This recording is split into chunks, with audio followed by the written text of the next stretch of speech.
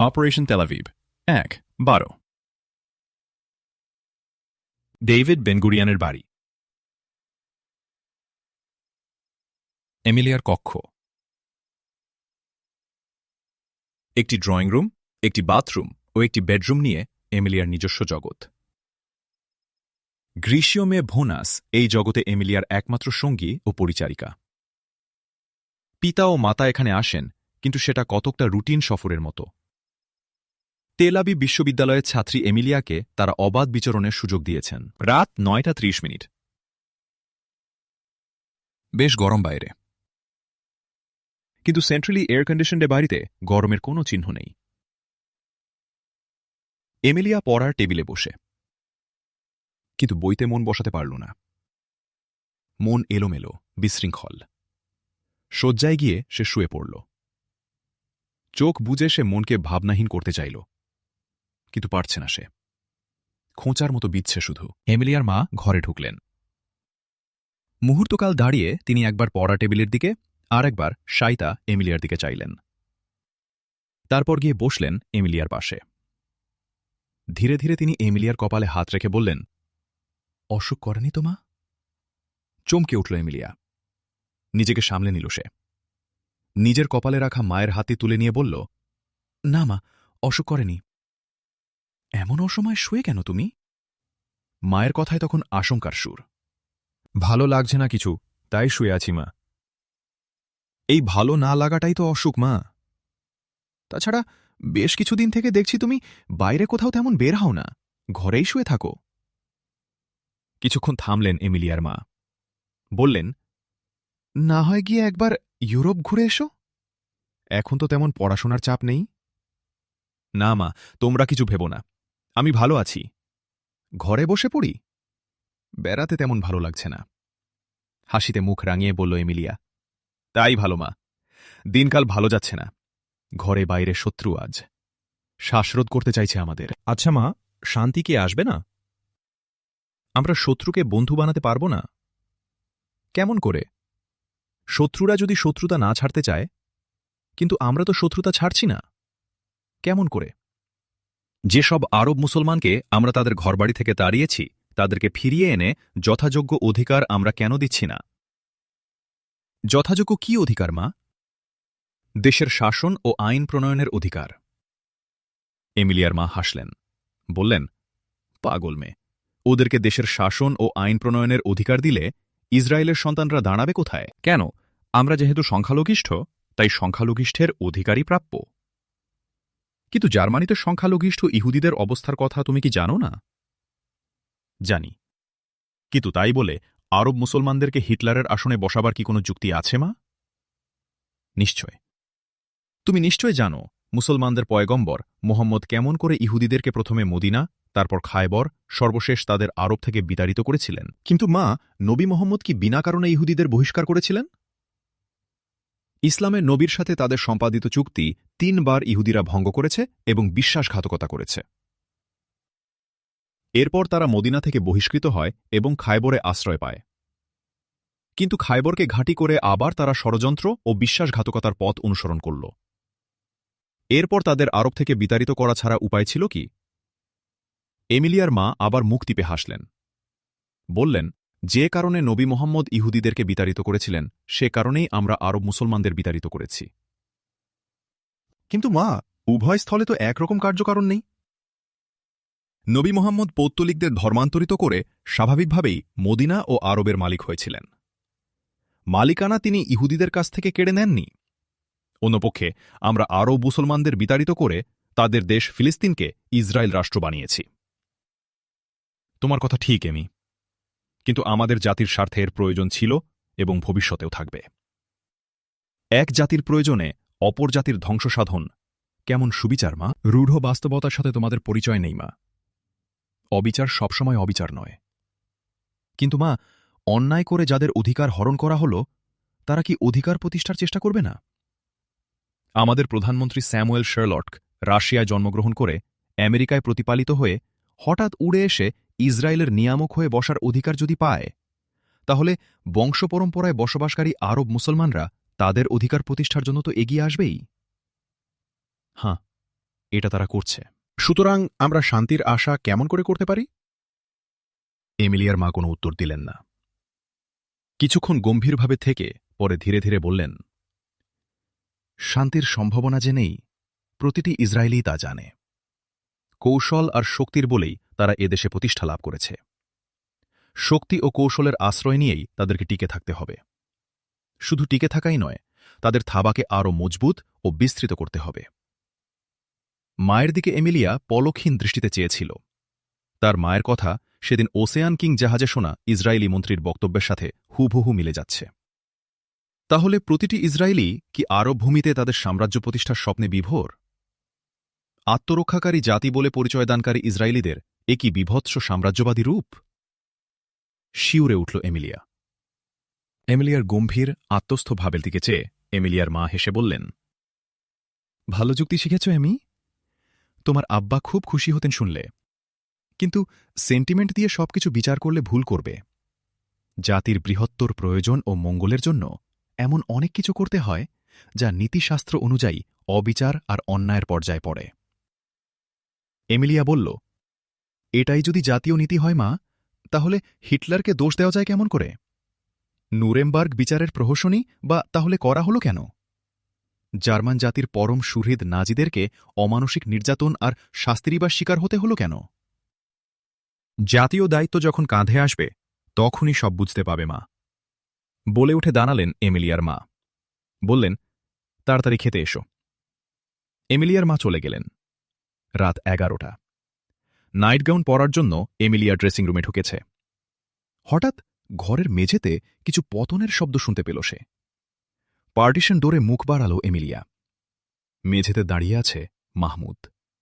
চোখাচোখি হয়ে গেল। মাহমুদের মুখে এক টুকরো হাসি। এমিলিয়া প্রথমে বিস্ময়বিমূঢ় হয়ে পড়েছিল। বিমূঢ় ভাব কেটে যেতেই তার মুখ রাঙা হয়ে উঠল। সে চোখ নামিয়ে নিল। মাহমুদ ধীরে ধীরে এগোল এমিলিয়ার দিকে। একেবারে মুখোমুখি দাঁড়াল এসে। বলল, কেমন আছো এমি? কোনো উত্তর দিল না এমিলিয়া। চলবার ও কথা বলবার শক্তি যেন সে হারিয়ে ফেলেছে। আবার কথা বলল মাহমুদ। রাগ করেছ বুঝি তুমি? মুখ তুলল এবার এমিলিয়া। দুফোঁটা অশ্রু গড়িয়ে পড়ল দুগাল বেয়ে তার। তুমি কাঁদছ এমি? নীরব অশ্রু ঢল নেমেছে তখন তার দু চোখে। তুমি কোথায় ছিলে? চকিতে মুখ তুলে প্রশ্ন করল এমিলিয়া। তেলাবিবেই ছিলাম। এখানেই ছিলে? একটু থামল এমিলিয়া। ঢোক গিলে বলল সে, আমি মনে করেছিলাম অন্তত আমার জন্মদিনে তুমি আসবেই। তুমি পথ চাইবে আমি জানতাম, কিন্তু আসিনি আমি। আসনি কেন? তোমাদের গোয়েন্দারা সেদিন সারা রাত আমার জন্য অপেক্ষা করেছে তোমাদের বাড়ির চারদিকে। চমকে উঠে মুখ তুলল এমিলিয়া। তার চোখে বিস্ময়। মাহমুদ বলল, বিস্মিত হবার কিছু নেই।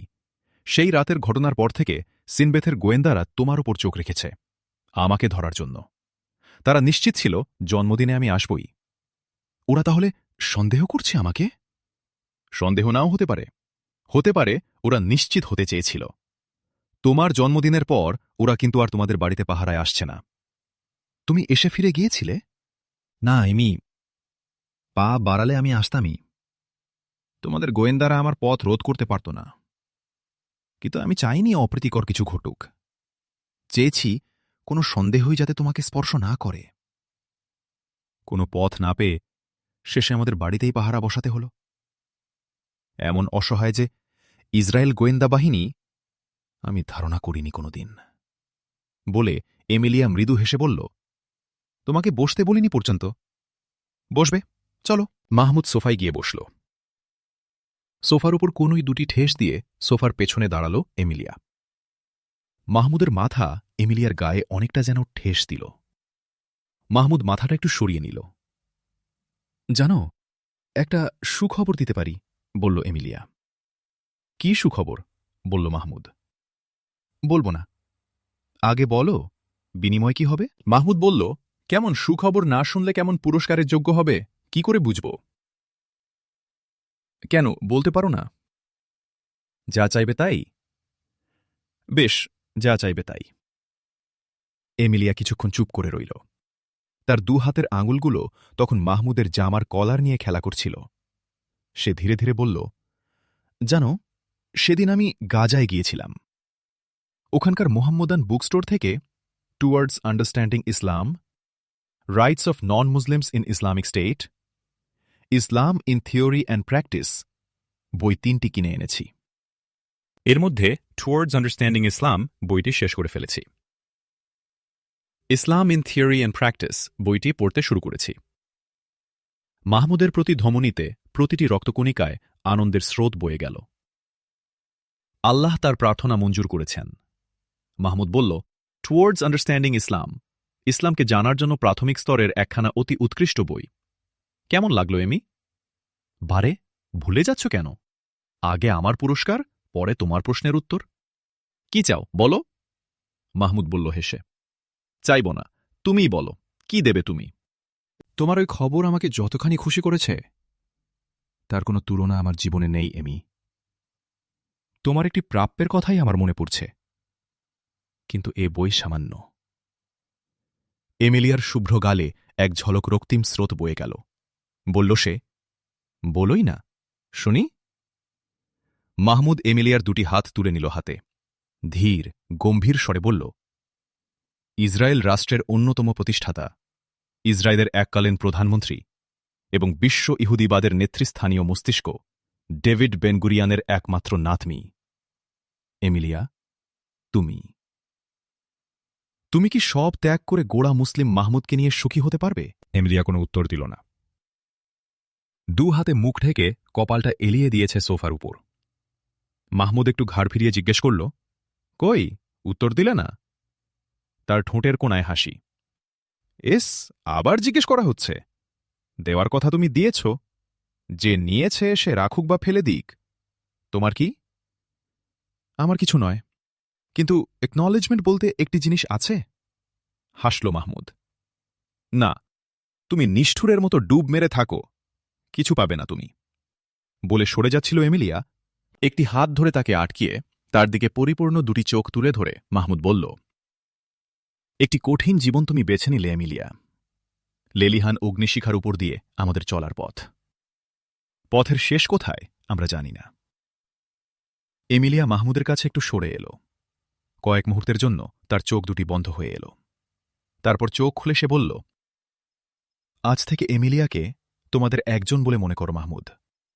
সুখে দুঃখে তাকে তোমরা তোমাদের পাশেই পাবে। মাহমুদ আনন্দে উজ্জ্বল হয়ে উঠল, বলল, এটাই তোমার কাছে এই মুহূর্তে চাইছিলাম এমিলিয়া। বলে একটু থামল মাহমুদ। তারপর বলল, ফেরাউনিয়ার সাদ্দাদি শাসনের কবলে পড়ে গোটা পৃথিবী আজ যন্ত্রণায় কাতরাচ্ছে। এই অবস্থায় প্রতিটি মুসলমানের উপর এসেছে দুর্বহ দায়িত্ব। আমি দোয়া করি মুসলিম মিল্লাতের একজন হিসেবে আল্লাহ তোমাকে তোমার দায়িত্ব পালনের তৌফিক দিন। জানো, আজ মার সাথে অনেক তর্ক হল। কি নিয়ে? ইসরায়েল আরব সমস্যা নিয়ে। তুমি বুঝি আরব মুসলমানদের পক্ষ নিয়েছিলে? আমি ন্যায়ের পক্ষ নিয়েছিলাম। আমি বলেছিলাম, স্যামুয়েল শার্লট রাশিয়ায় জন্মগ্রহণ করে এবং আমেরিকায় প্রতিপালিত হয়ে যদি ইসরায়েলের নিয়ামক হতে পারেন, তাহলে আরব মুসলমানরা ইসরায়েলের শাসন ও আইন প্রণয়নের অধিকার পাবে না কেন? সুন্দর তোমার যুক্তি। তোমার মা কি বলেছিলেন? তিনি বলছিলেন, জাতির প্রয়োজনে অবিচার, জুলুম সবসময় অন্যায় নয়। আমি বলেছিলাম, তাহলে হিটলার আর নাজিদেরকে আমরা দোষ দিতে পারব কোন দিক দিয়ে? মাহমুদ এমিলিয়ার চোখে চোখ রেখেছিল। তার চোখ বিস্ময় আনন্দে নাচছে। এমিলিয়ার মুখ আরক্ত হয়ে উঠল। সে বলল, হমন করে চেয়ে থাকলে কিছু বলবো না আমি। মাহমুদ হেসে এমিলিয়ার গালে টোকা দিয়ে বলল, তুমি শুধু সুন্দরী নও এমি, তোমার যুক্তিগুলো আরও সুন্দর। ফিলিস্তিনিদের পক্ষ থেকে এমন করে এর সত্য কথাগুলো ইসরায়েলিদের কানে কেউ কখনো তুলে দিতে পারেনি। যাও, আর কোনো কথা বলবো না। বলে এমিলিয়া ছুটে পালালো তার শোবার ঘরে। কিছুক্ষণ পরে এমিলিয়া প্লেটে করে মিষ্টি ও ফল, অন্য হাতে 1 গ্লাস পানি নিয়ে ফিরে এল।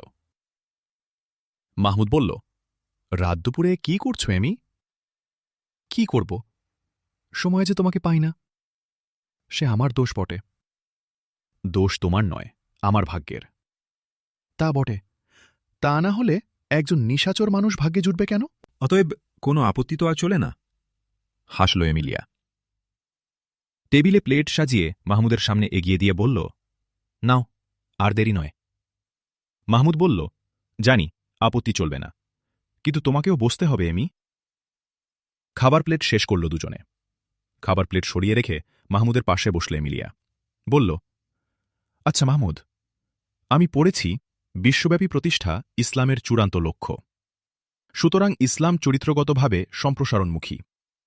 ইসলামের এই বৈশিষ্ট্যের সাথে সাম্রাজ্যবাদের পার্থক্য কোনখানে?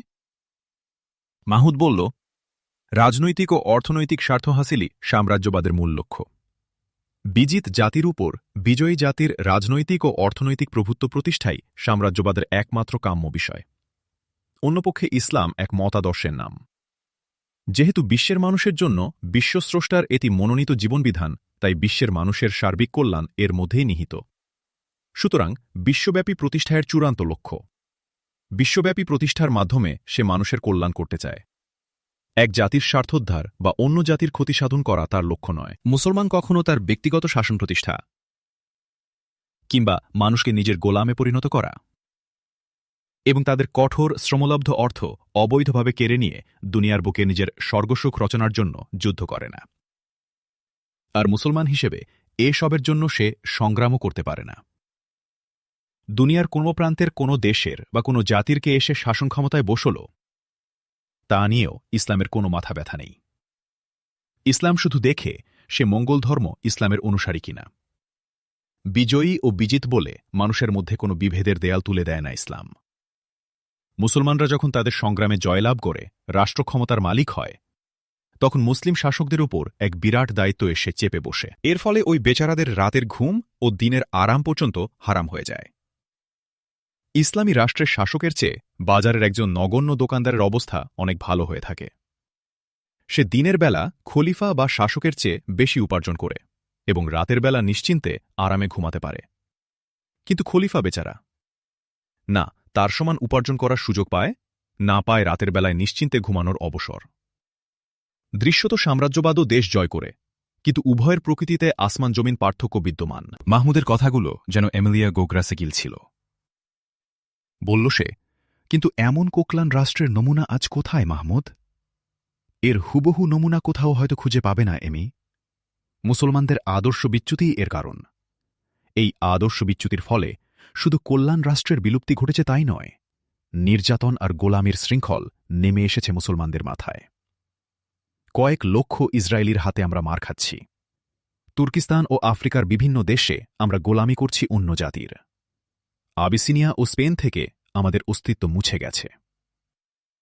আল্লাহ যে মুসলমানদেরকে বিশ্বের মানুষকে পথ দেখানোর দায়িত্ব দিয়ে পাঠিয়েছেন, সেই মুসলমানরাই আজ চোখ বন্ধ করে অন্যের দেখানো পথে চলছে। আবেগ উত্তেজনায় মাহমুদের কণ্ঠ যেন বুঝে এল। থামল সে। আবার বলল, আমরা এ অবস্থার পরিবর্তনের জন্য কাজ করছি এমি। সাইমুমের হাজার হাজার মুসলিম তরুণ এ পথে জীবন দিতে প্রস্তুত। আমরা শুধু ফিলিস্তিনের মুক্তি নয়, মুসলমানদেরকে পুনর্গঠিত, পুনর্জাগরিত করে তাদের উপর থেকে নির্যাতন আর গোলামির অবসান ঘটাতে চাই, প্রতিষ্ঠিত করতে চাই কল্যাণ রাষ্ট্র। থামল মাহমুদ। এমিলিয়াও নীরব। সেও ভাবছে।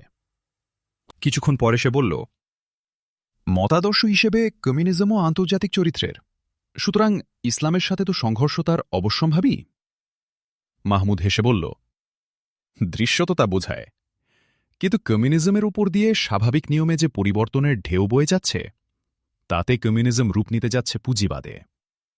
হেগেল থেকে মার্কস, মার্কস থেকে লেনিন, লেনিন থেকে স্টালিন, তারপর বর্তমান রাশিয়ার ঘটনাপ্রবাহ। পরস্পরের বিচার করলেই তা বুঝতে পাবে।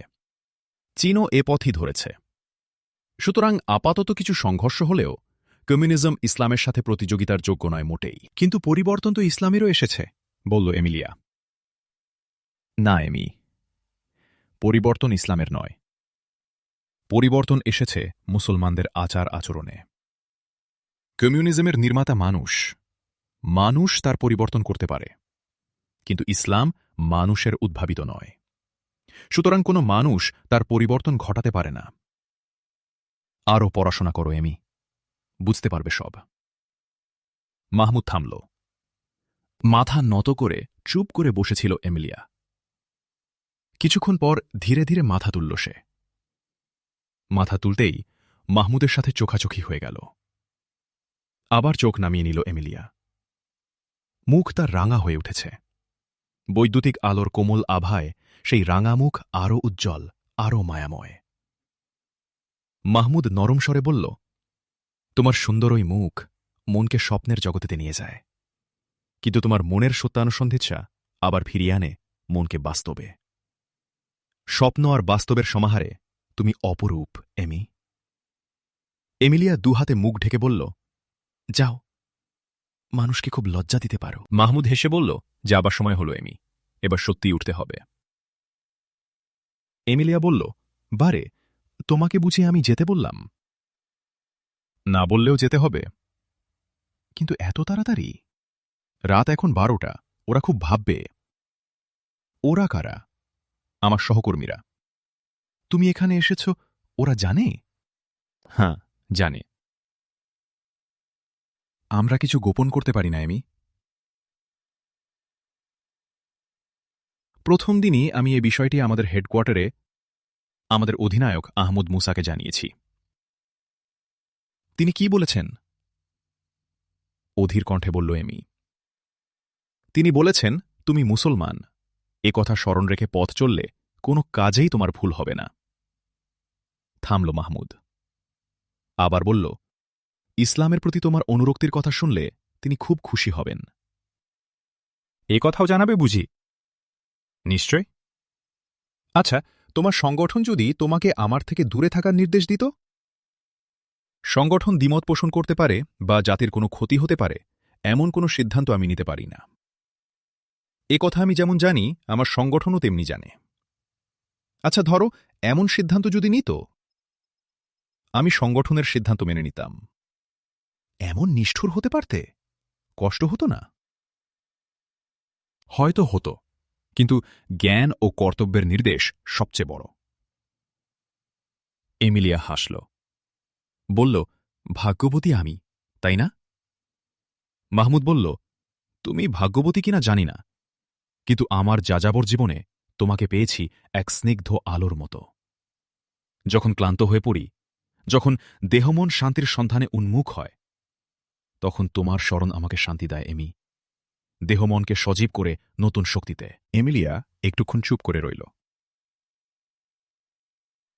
তারপর ধীরে ধীরে বলল, আমি তোমার ঠিকানা জানতে চাই না, জিজ্ঞাসাও করব না তোমাকে কোথায় পাব। কিন্তু কথা দাও, তুমি মাঝে মাঝে দেখা দিয়ে যাবে। জানি তুমি ব্যস্ত, কাজ তোমাদের গুরুত্বপূর্ণ। তবু আমার অনুরোধ, উদ্বেগ যন্ত্রণায় জর্জরিত একটি হৃদয়ের সান্ত্বনার জন্য তুমি আসবে। সময় পেলেই আমি আসব, এমি, বলে থামল।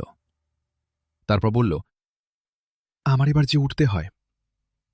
এমিলিয়া বলল, আরেকটি কথা, ক্লাবে, রেস্তোরাঁয় আর যাই না, ইউনিভার্সিটির পড়াতেও মন বসাতে পারিনি। শত চেষ্টা করেও মনকে ফিরিয়ে রাখতে পারি না তোমার চিন্তা থেকে। তুমি আমাকে কোনো কাজ দাও, তোমার দেওয়া কাজ করে হয়তো হৃদয়ে শান্তি পাব। মাহমুদ চিন্তা করল, তারপর বলল, তোমার সাহায্য পেলে আমরা সুখী হব, এমি, কিন্তু হেডকোয়ার্টারের সাথে পরামর্শ না করে কোনো কাজ আমি তোমাকে দিতে পারি না। একটু থেমে আবার বলল মাহমুদ, তুমি মদ খাওয়া ছেড়ে দিয়েছ, এমি? কি মনে করো তুমি? ক্লাবে, রেস্তোরাঁয় যাওয়ার মতো নির্লজ্জতাও যখন ছেড়ে দিয়েছ, তখন মদ তুমি খেতে পারো না। হ্যাঁ, তোমার সাথে বল নাচের সেই রাত থেকেই মদ খাওয়া ছেড়ে দিয়েছি, মাহমুদ। মাহমুদের মুগ্ধ ও আনন্দোজ্জ্বল চোখ দুটি পলকহীন দৃষ্টিতে এমিলিয়ার মুখের দিকে চেয়ে রইল। ধীরে ধীরে সে এমিলিয়ার একটি হাত তুলে নিতে গেল। মাহমুদের সেই দৃষ্টির সামনে গোটা দেহ যেন রোমাঞ্চিত হয়ে উঠল এমিলিয়ার। একটা অপরিচিত অনুভূতির স্পর্শে তার সারা দেহ অবশ্য হয়ে এল। চোখ দুটি বুজে এল তার, কাঁপছে যেন সে। কিন্তু মাহমুদ সচেতন হল। মন তার স্বীকার করল, সীমা লঙ্ঘন করেছে সে। এমিলিয়ার হাত স্পর্শ না করে হাত টেনে টেনে নিয়ে বলল, না এমি, আমরা সীমা লঙ্ঘন করছি। আসি আজ। চমকে উঠল এমিলিয়া, চোখ খুলল সে, মুখ তার আরক্ত হয়ে উঠল। বলল, সত্যি বলেছ মাহমুদ, সাবধান হব আমরা ভবিষ্যতে। জানলার কাছে এসে দাঁড়াল মাহমুদ। বাইরে নিকষ কালো অন্ধকার। জানলা দিয়ে নিচে তাকিয়ে আঁতকে উঠল এমিলিয়া। এই অন্ধকারে নামবে কেমন করে? তার কণ্ঠে উৎকণ্ঠা। মাহমুদ হাসল, বলল, ভেবো না এমি, আমার অভ্যাস আছে। দোয়া করো। আসি। খোদা হাফেজ। এসো, খোদা হাফেজ। হাসতে চেষ্টা করল সে, ঠোঁট শুধু কাঁপল। জানলা দিয়ে বাইরে বেরিয়ে গেল মাহমুদ। অন্ধকারে তাকে আর দেখা গেল না। এমিলিয়া দাঁড়িয়ে রইল সেখানেই, চারদিক নিস্তব্ধ। গোটা তেল আবিব যেন ঘুমিয়ে আছে। বড় একা বোধ করল এমিলিয়া। জানলা থেকে সরে এল সে। মাহমুদের উপস্থিতির উষ্ণতা যেন এখনও ঘরে ভাসছে। প্রতিটি কোণে, প্রতিটি আসবাবে তার স্পর্শের স্মৃতি। এমিলিয়া সোফায় গিয়ে গা এলিয়ে দিল। হঠাৎ টিপয়ের উপর মাহমুদের একটি রুমাল চোখে পড়ল তার। রুমালটি তুলে নিয়ে মুখে চেপে ধরল এমিলিয়া। দুটি চোখ বুজে এল তার।